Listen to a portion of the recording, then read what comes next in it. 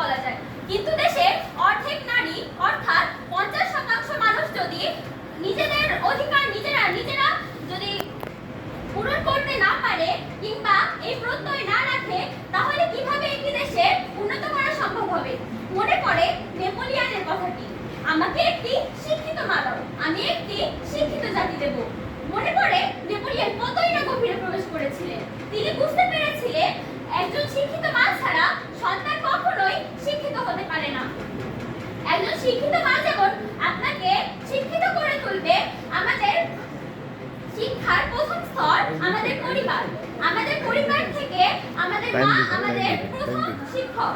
তিনি আমাদের বিভিন্নভাবে তৈরি করেছে, আমাদের এই পর্যায়ে আসতে সাহায্য করেছে। বিশ্বের বিভিন্ন দেশে নারীরা শিক্ষায় অনেক দূরে এগিয়ে যাচ্ছে, কিন্তু বাংলাদেশে কি অবস্থা? নারী শিক্ষা দিন দিন হ্রাস পাচ্ছে। বাল্যবিবাহ ছাড়াও বিভিন্ন ধরনের প্রথা আমাদের নারীদের দমন করে দিচ্ছে। কেন হচ্ছে এটি?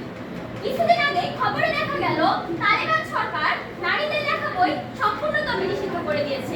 কিভাবে এদের মুসলিম দেশগুলো অগ্রগতি করতে পারে যদি তাদের দেশে 50% মানুষই শিক্ষিত না হতে পারে? আমরা যদি নিজেদের শিক্ষা সম্পর্কে সচেতন না হই, তাহলে আমাদের শিক্ষা সম্পর্কে সচেতন কে হবে? আমরা সহজেই বাল্যবিবাহকে মেনে নিচ্ছি।